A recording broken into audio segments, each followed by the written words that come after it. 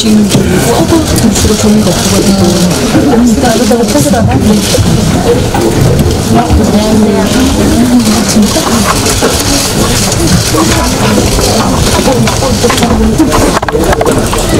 이해찬 당대표의 계획안으로 더불어민주당 제6차 확대 강도위를 시작하겠습니다. 5차니?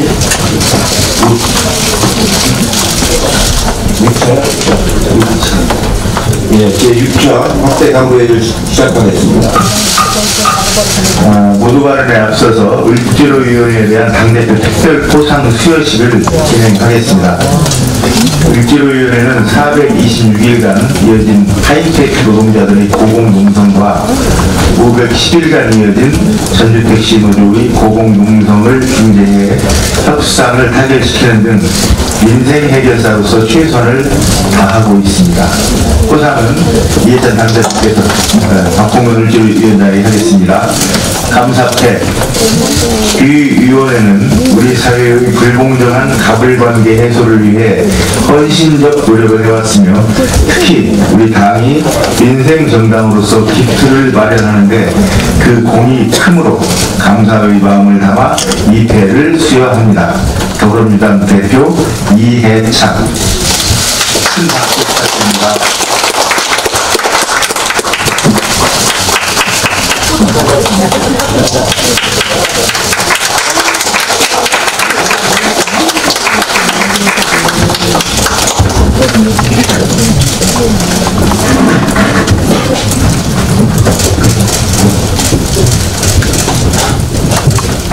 이해찬 당대표의 발언이 있겠습니다.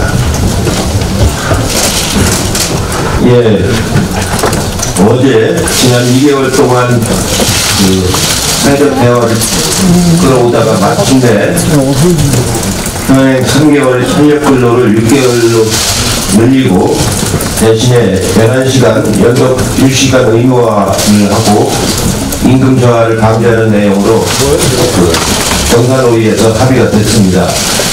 아마 처음에는 굉장히 어려울 거라고 봤는데 이렇게 충분히 소통을 하면서 논의를 해서 마침내 합의가 되었기 때문에 정말로 반가운 일이라고 하겠습니다.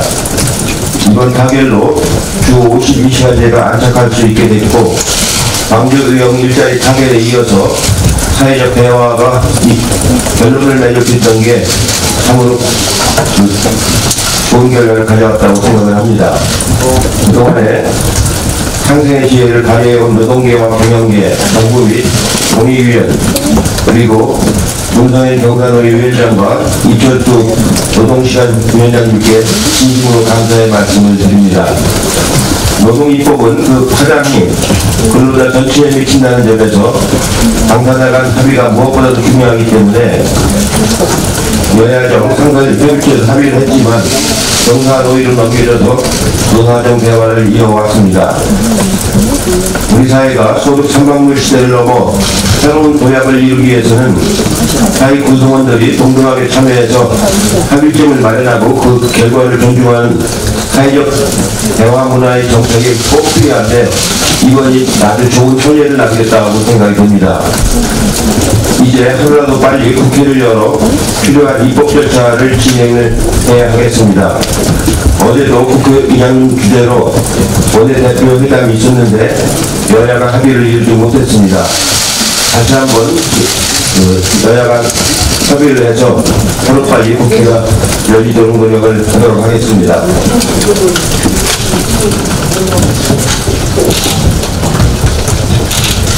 지난해에 당정이 협의해서 내놓은 카드 수수료 종합 개편 방안이 민생 경제에 큰 활력을 주고 있습니다. 금융위원회에 따르면 카드 수수료 개편 결과 배석 가맹점이 연간 8천억 정도의 수수료 절감 혜택을 얻게 됐다고 합니다. 대체적으로 전체 가맹점의 96%가 이 혜택을 입게 되었기 때문에 조금이라도 가맹점의 어려움을 덜어줄 수 있다고 생각합니다. 지난해 12월 당정은 최초로 소상공인과 자영업자가 참여해서 만든 자영업자 종합대책을 발표했는데 어제 중기부, 기재부, 청와대, 협회, 단체가 참석한 자영업대책 추진단 점검회의를 열었습니다. 정례적으로 회의를 개최해서 여러 가지 남은 과제에 대해서 상황 점검을 하도록 하겠습니다. 우리 당이 종합대책 이행성을 면밀히 점검해서 소상공인 기본법도 빨리 국회에서 통과시키도록 하는 데 주력을 하겠습니다. 어제 밤에 문재인 대통령과 트럼프 대통령 간에 통화가 있었다고 합니다. 제2차 평화회담을 일주일 앞두고 두 정상은 전화통화로 회담 의제 협상 상황을 함께 공유하는 대화가 있었다고 합니다.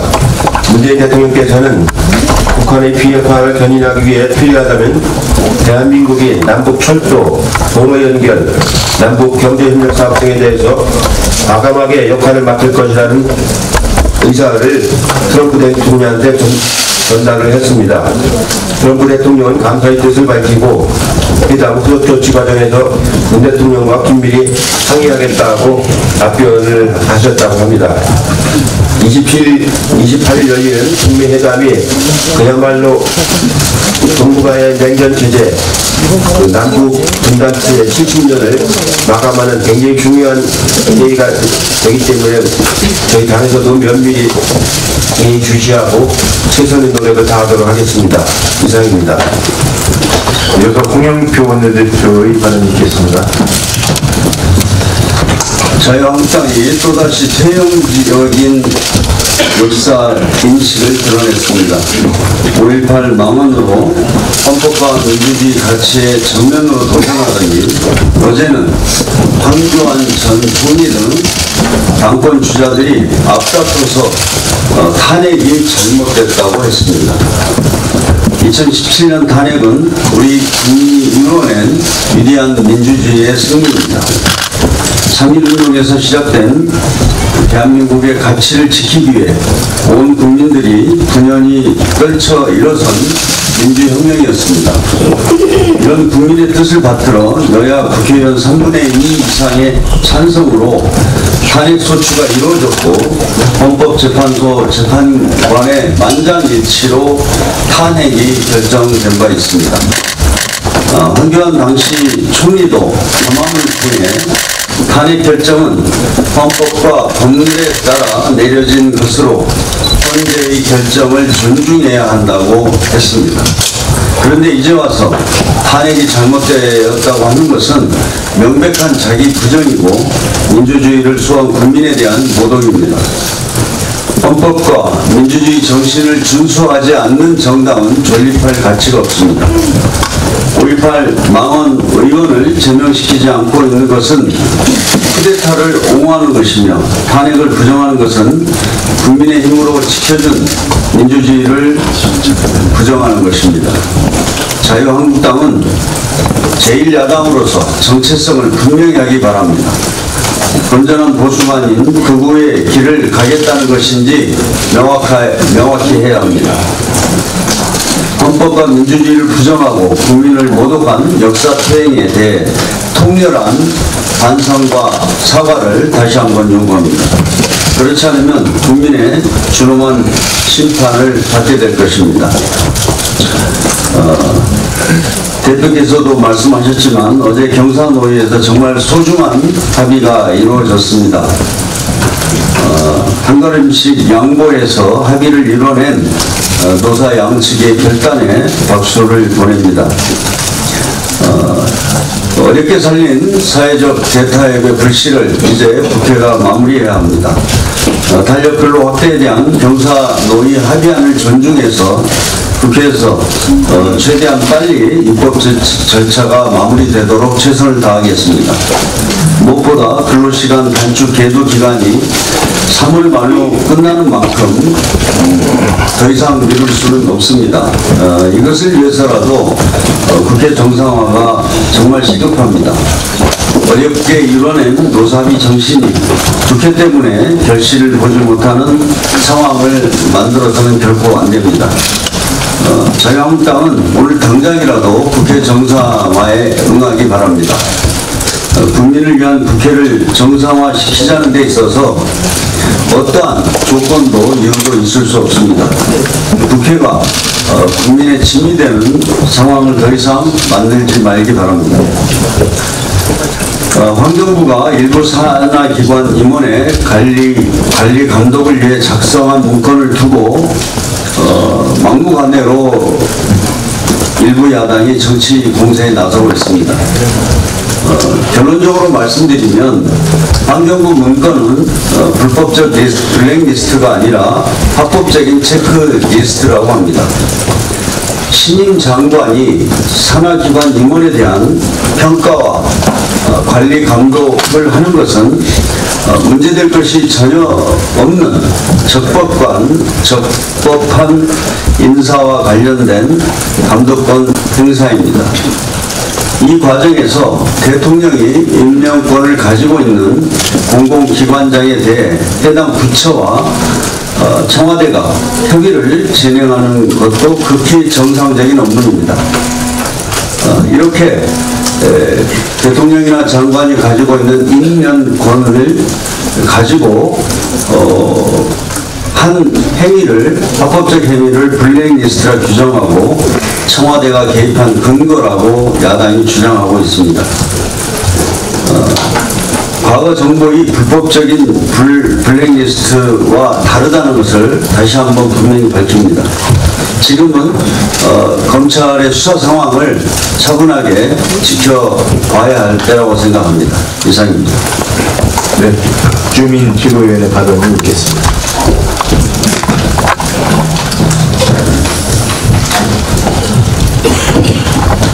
예, 오늘 국민께서 말씀하셔서 좀 중복되는 감은 있지만 그래도 이야기할 필요가 있어서 말씀을 좀 드리도록 하겠습니다. 어제 인터넷 실시간 검색어 순위 계속 오르내리던 이름이 있었습니다. 자유한국당 청년 최고위원으로 출마한 어떤 분의 이름입니다. 현재 자유한국당의 전당대회에서는 제가 지금 이 자리에서 차마 입에 담을 수 없을 정도의 수준의 대통령에 대한 모독, 국민에 대한 모독, 그리고 행군 색깔론이 거침없이 쏟아지고 있습니다. 과연 공당의 전당대회가 맞는지 의심스러운 수준입니다. 그런 발언 중에 가장 심각한 발언이라고 제가 생각하는 것은 황교안 전 총리가 TV 토론 중에 박근혜 전 대통령에 대한 탄핵에 문제가 있다고 한 것입니다. 탄핵이 어떤 과정에서 이루어졌습니까? 국민들이 추운 겨울 내내 1000만 명 넘게 촛불을 들었고 그 힘으로 탄핵을 반대하거나 소극적이었던 국회의원들이 입장을 바꾸면서 어렵사리 3분의 2 이상의 국회의원이 탄핵에 동참하게 되었던 것입니다.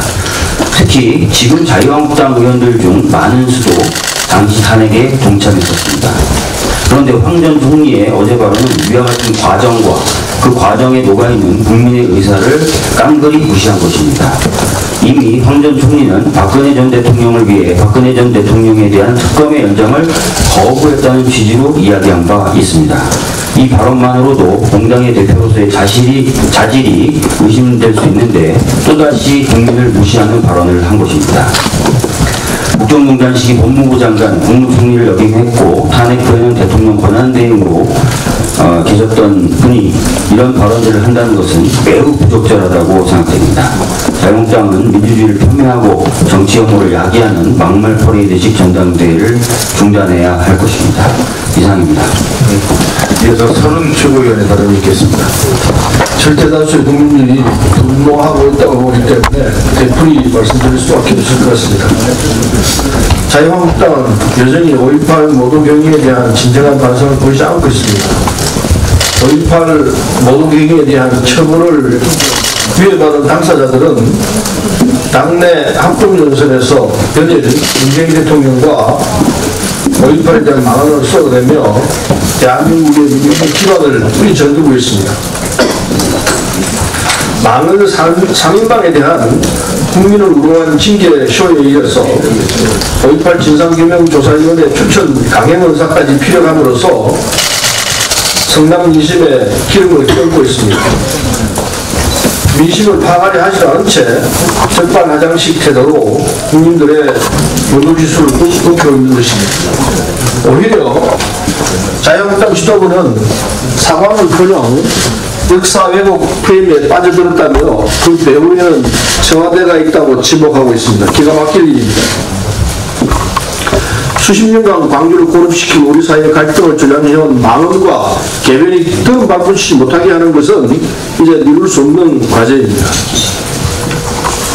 자유한국당은 중앙에서 깨어나야 합니다. 정신 차리기 바랍니다. 이상입니다. 이어서 남인순 최고위원의 발언이 있겠습니다. 예, 2019년은 새로운 대한민국을 만드는 그런 주축적을 놓는 해입니다. 어제 그 문재인 정부가 그 기초생활보장법이 도입된 지 20년 만에 2020년이면 누구나 세계 기본생활을 보장하는 포용국가 사회정책을 국민께 보고드렸습니다. 혁신성장이 없으면 포용국가도 어렵지만 포용이 없으면 혁신성장도 없음을 언급하였습니다. 이제는 국가가 모든 국민의 건강, 안전, 소득, 환경, 주거에 이르는 일상의 모든 영역에서 돌봄과 배움과 일과 노후 등 전 생애의 기본생활을 보장해야 한다는 점이 강조되었습니다.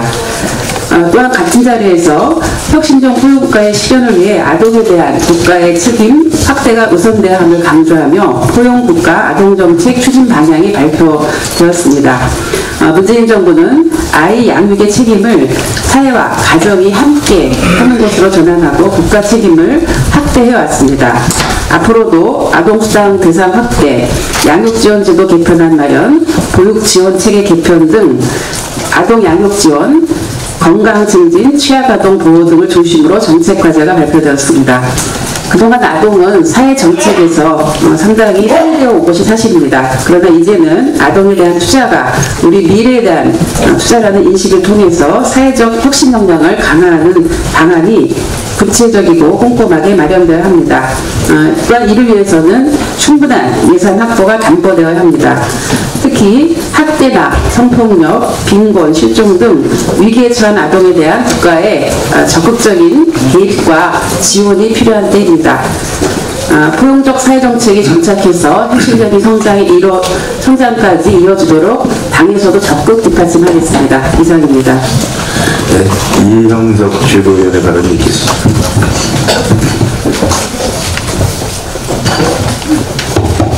예, 이형석입니다.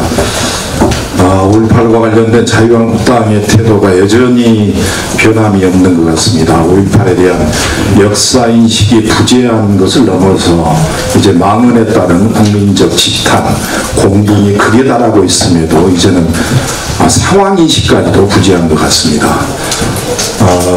한 국가의 국회의원이라는 자가 또 특히 공당의 대표를 하겠다고 나선 자가 급기야는 이제 저희 당의 당대표이신 이해찬 대표의 5.18 유공자 자객까지 또 시비를 걸고 나옵니다. 5.18 유공자와 관련된 법조차 인식하지 못한 이 무지함에 대해서 정말 동탄을 금할 수가 없습니다. 나경원 원내대표께서는 다른 일 하지 마시고 초고 중등 역사 교과서를 좀 구입하셔서 자당 국회의원들에게 5.18과 관련된 1회독을 하실 것을 권해드립니다. 그리고 전당대회가 끝나면 반드시 장훈 감독의 택시 운전사와 그리고 장준환 감독의 1987 영화를 꼭 한번 보시고 나서 5.18과 관련된 제재 그리고 또 진상조사위원회에 대한 국민이 납득할 수 있는 인사 추천 다시 한번 권합니다. 이상입니다. 네, 이어서 박광원 최고위원의 발언이 있겠습니다. 황교안 자유한국당 대표 후보가 탄핵에 동의하지 않는다 그랬다가 또 정당성을 부정하는 것은 아니다 이렇게 자기 발언 안에서 상호 모순되고 충돌되는 그런 자세를 보이고 있는데, 개인 자격으로 한 얘기니 오해하지 말아라. 개인 자격으로 나와서 TV 토론하는 것이 아니었죠. 자유한국당 대표가 되겠다는 그런 자격으로 나와서 얘기를 하는 것인데요. 과연 이게 제1야당의 대표를 하겠다는 분의 역사 인식과 공인 의식인지 분명하게 정리를 해야 될 것 같습니다.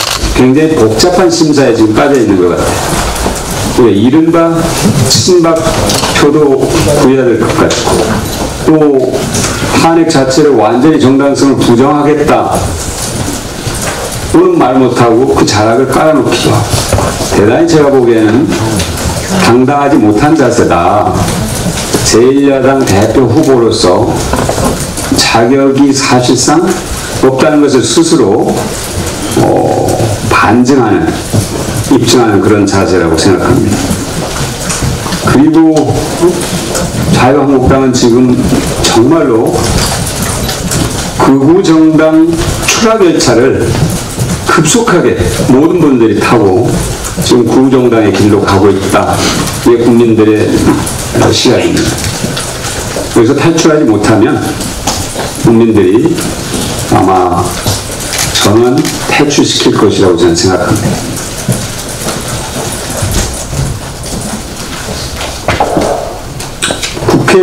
문희상 국회의장과 함께 미국을 다녀온 자유한국당 관계자들이 미국의 많은 인사들이 일본과 잘 지내라고 얘기를 했다 하는 얘기를 국내에 와서 했습니다. 일본과 잘 지내는 것 매우 중요합니다. 우리도 일본과 잘 지내고 싶은 마음이 있지요. 그러나 손뼉은 마주쳐야 소리가 나는 것입니다. 일본이 과거사 문제에 대해서 진정성을 갖고 대할 때 우리가 한 발 더 나갈 수 있을 겁니다. 이렇게 얘기를 했어야 옳다고 봅니다. 미국에는 일본과 친한 정치인과 인사들이 많다. 우리 정부는 물론이고 국회가 공공외교를 더욱 강화해서 미국의 조야의 의견을, 여론을 새롭게 조성할 필요가 있겠다. 책임 있는 정당의 관계자들이라면 이렇게 말하는 것이 옳았을 겁니다. 그런데 일본과 친한 미국의 인사들의 말을 그대로 와서 국내에 전하는 이런 행위는 저는 그들의 대변인이 아닌 이상 할 수 없는 일이다 분명하게 지적을 하고요. 미일 관계, 또 한미 관계, 한일 관계는 다 역사적 배경이 있습니다. 그것에 대해서 제대로 인식하지 않고 그것을 반영하지 않은 언급은 정말 국민들을 모욕하는 발언이라는 것을 다시 한번 말씀드리겠습니다. 그 다음에 앞에 홍영표 원내대표님께서 말씀을 하셨습니다만, 환경부에 이게 블랙리스트라고 얘기하는데 정상적인 업무 체크리스트다. 이걸 다시 한번 말씀드리겠습니다. 새 정부가 들어서면 새 정부의 국정 철학을 반영시키기 위해서 시민장관, 관계장관은 법을 보장된 산하기관의 인사 또는 업무, 경영 전반에 대해서 관리 감독할 책무가 있는 것입니다. 이것을 제대로 하지 않으면 그건 직무유기입니다.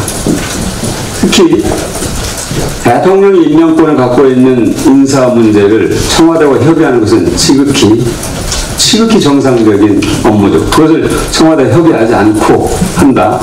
이건 또 남용이죠.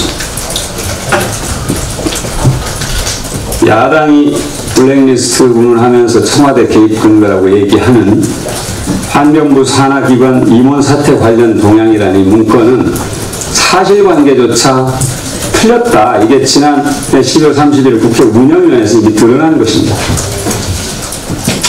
지금은 검찰 조사를 차분하게 지켜볼 때라고 얘기 드리고, 야당도 차분히 정치 공세를 멈추고 검찰 조사를 지켜볼 것을 권합니다. 이상입니다. 이어서 이수진 지구위원의 발언이 있겠습니다. 김영식 죄송합니다. 김영식 의원. 예, 지난 18일 사립유치원용 국가관리 회계 시스템 에듀파인이 처음으로 공개되었습니다. 그간 논란이 되었던 사립유치원의 투명성과 공공성을 강화하기 위한 첫 단추를 꿰게 된 것입니다.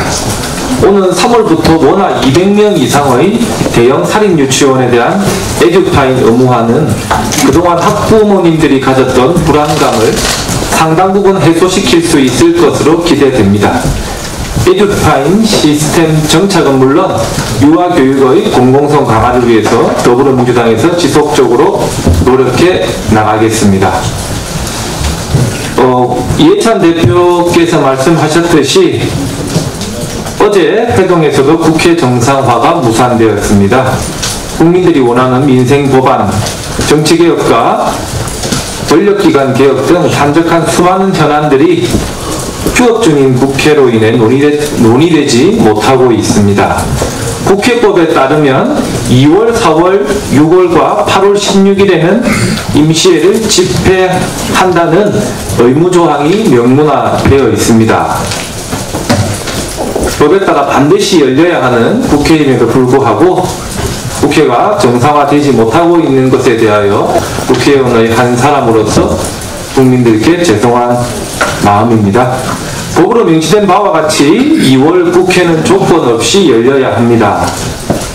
명확하게 법으로 정해진 국회 의무에 대해 조건을 달고 정쟁과 협상의 도구로 활용하는 일이 있어서는 안 됩니다. 이러한 측면에서 자유한국당의 국회 정상화를 위한 명분 요구는 설득력이 없습니다. 국회는 민주주의의 전당입니다. 국회가 열리고 국회의원이 제 역할을 할 때 제대로 된 민주주의가 성립될 것입니다. 자유한국당은 열린 자세로 국회 정상화에 임해줄 것을 요청드립니다. 이상입니다. 네, 이어서 이수진 지구위원의 발언이 있겠습니다. 네, 이해찬 당대표님과 홍영표 원내대표님께서 언급하셨던 어제 경사노위에서 탄력적 근로제 개선 노사정 합의가 있었습니다. 우리 당과 정책협약 파트너인 한국노총의 결정과 김재용 위원장의 본회와 결단이 함께 녹아든 결정들인 것 같습니다. 당의 입장에서는 환영할 일이고 노사정 모두 고생하셨다고 말씀드리고 싶습니다. 이 노사정 합의는 작년 경사노위가 출범한 후 사회적 대화를 통해 마련한 첫 번째 합의라는 의미와 더불어 아예로 핵심 협약이나 노사관계 제도 개선에 대한 제2, 제3의 사회적 합의를 기대할 수 있어서 의미가 더더욱 큽니다. 또한 이미 시행되고 있는 3개월을 넘어서 노사 서면 합의로 탄력 근로제를 시행하게 되는 경우 노동자의 건강권 보호와 임금 보전 사항이 담겨져 있습니다. 이는 특히 열악한 90% 미조직 사업장의 노동자들에 대한 고려와 보호장치라 할 수 있습니다. 향후 국회에서 노사정 합의를 최대한 존중하는 입법이 이루어져야 할 것입니다. 이는 우리 사회가 노사정의 신뢰를 축적하고 지속 가능한 사회적 대화를 통해 우리 사회의 갈등을 풀고 통합을 지향하는 토대가 될 것입니다. 연초 들어 노동자들이 숨지고 다치는 사건들이 유독 많이 발생하고 있습니다. 한화 대전공장 폭발 사고로 또 3명이 숨지는 사건이 발생했습니다. 더욱 안타까운 것은 작년에도 사건 발생 이후 재발방지 대책 마련과 안전점검만 제대로 했더라면 이번 참사는 막을 수 있지 않냐는 의문이 듭니다. 한화 대전 사업장은 지난해 5월 사고 여파로 PSM 평가에서 100점 만점에 70점 미만을 받아 최하 등급인 불량 판정이 내려진 상태입니다. PSM 제도는 화재, 폭발이나 독성 물질 노출 위험이 있는 화학 공장의 안전관리 체계를 구축해 화학 사고를 예방하기 위해 만든 제도입니다. 모든 공정에 대한 안전보고서를 노동부에 제출해 승인을 받아야 하지만 이를 어기는 경우가 상당하다는 것입니다. 산업재해가 끊임없이 발생한 사업장에는 철저한 근로감독과 더불어 강력한 처벌이 뒤따라야 합니다. 관리감독 미흡 손방망이 처벌은 산업안전보건법을 피해가는 방법만 알려주는 것입니다.